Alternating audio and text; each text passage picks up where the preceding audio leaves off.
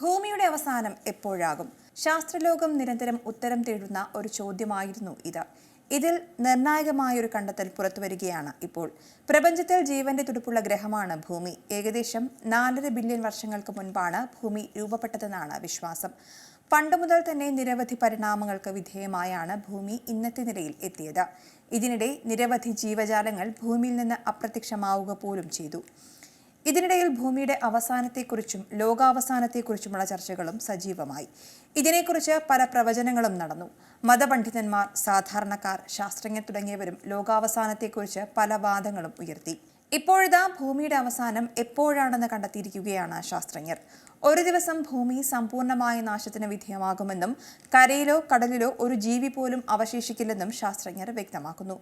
ലോകാവസാനത്തെക്കുറിച്ചും ശാസ്ത്രജ്ഞർ പുതിയ ചില കണ്ടെത്തലുകളും നടത്തിയിട്ടുണ്ട്.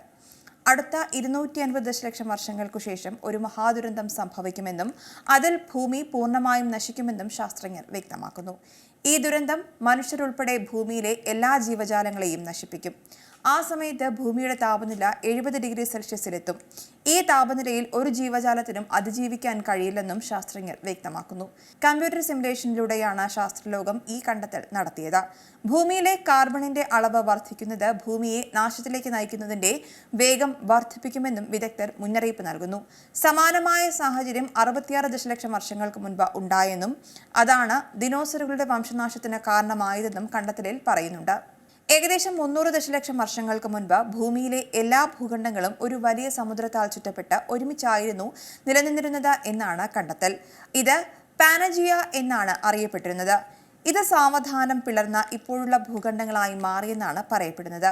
മാത്രമല്ല 250 ദശലക്ഷം വർഷങ്ങൾക്ക് ശേഷം ഭൂമി ഒരൊറ്റ ഭൂഖണ്ഡമായി മാറുമെന്നും പാൻജിയ ആൾട്ടിമ എന്ന ഭൂഖണ്ഡം രൂപപ്പെടുമെന്നും ഗവേഷകർ പറയുന്നു. ഇതിനു പിന്നാലെ ഭൂമി ചുട്ടുപഴുക്കാൻ തുടങ്ങുകയും അവസാനം വരണ്ട് വാസയോഗ്യമല്ലാതായി തീരുമെന്നും ശാസ്ത്രജ്ഞർ കണക്കുകൂട്ടുന്നു. ഭൂമിയുടെ അവസാനമാകുമ്പോൾ അഗ്നിപർവ്വതങ്ങൾ പൊട്ടിത്തെറിക്കുമെന്നും ഗവേഷകർ വ്യക്തമാക്കുന്നു. ഭൂമിയിൽ ഭൂരിഭാഗം ഭാഗത്തും അഗ്നിപർവ്വതങ്ങളുണ്ട്.